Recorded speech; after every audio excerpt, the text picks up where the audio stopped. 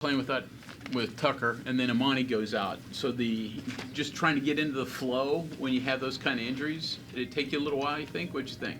Those are two very good players and big blows to our team, but we preach here that it's next player up. Everyone has to be ready for their opportunity to help us win that certain game. So Eduardo and everyone else on the team stepped up for us to get this win.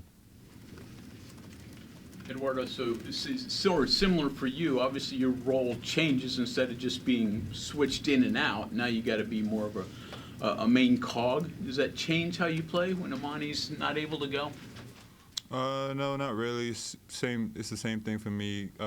Whether I'm playing 40 minutes or I'm playing 10 minutes, you come out there, you just give energy, and you just work the hardest you can.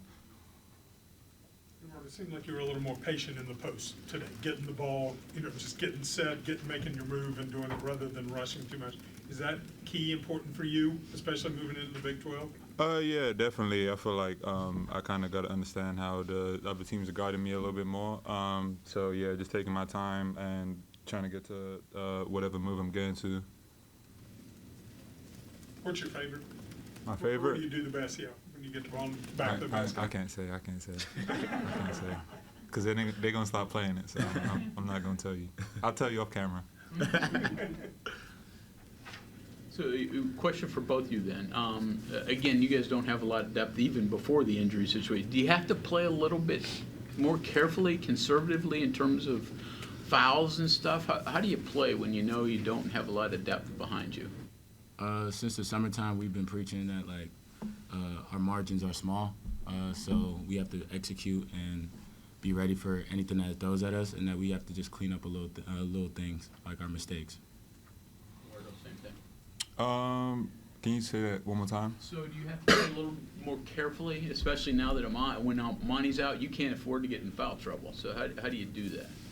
Yeah, you just gotta try and stay as disciplined as you can and try and avoid those fouls. And yeah, just play discipline, and you can't really think about it too much, but just play your game and just try and stay as disciplined as you can. Eduardo, you said you try to approach it the same, whether it's 10 minutes or 40 minutes for you. Could you go for 40 minutes? Would you want that kind of challenge? Or? If they need me to, I'd do it. Whatever it is. For either of you, they started to come back a little bit. Was there a message during the timeout that really got you guys going? You started going on that run, or was it just playing your style? Nah, definitely. I feel like we had to turn up a little bit on defense, try and speed them up a little bit, and try and force some of those turnovers that we ended up getting. And yeah, that was an emphasis that we have to turn up on defense.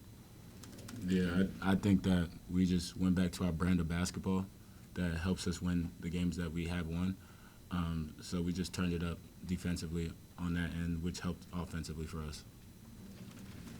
How did you feel about your defense overall today, especially second half? I feel like we still have improvements, but we are trending in the right direction, and we came out with the win. That's the most important. Toby, obviously I don't know what Amani's status is going to be, but you know, if it's one game or whatever, with Tucker's out, how much does the style of play? I mean, there is some changes, right? And I'm guessing it's going to be more defensive for you guys, stressing more so than offensive, or maybe I'm wrong there. I don't know. I mean, we still have a talented group. Those are two big blows to us, but whatever our coaches feel that what we need to lean on a little bit more is what we're going to do, because they know best, and we're just here to execute. Is it fair to say that you guys have accomplished in the non-conference schedule all that you wanted to accomplish, and now are ready, with 10 days to go or whatever it is, to get into Big 12 play? There's definitely games that you look back at and you like, man, we should have won that game. You look back at that Louisville game, you think we're supposed to win that. But overall, I think we've shown what kind of team we are, how we play, the effort we play with, and going forward, I feel like teams are going to have to come see us. Along those lines, where's maybe the biggest area to improve upon before the start of Big 12 play? I would say rebounding defensively. I just feel like our area best is just being consistent with how we play, defensively and offensively, not getting away from what our principles are, what helped us win those games. Just understanding that our margins are small, so we have to keep being the team that showed you guys that we can win. Anybody else? One more. Good time for an extended break. This will be the longest break you've had in quite a while. Bodies need it, mentally need it. Toby, start with you. Yeah, I'm not. Yeah, haven't been home since probably like June, but yeah, it's just a good refresher. Seeing the family, just obviously working out still, but just getting away from basketball just a little bit. Just a good reset before the conference season starts.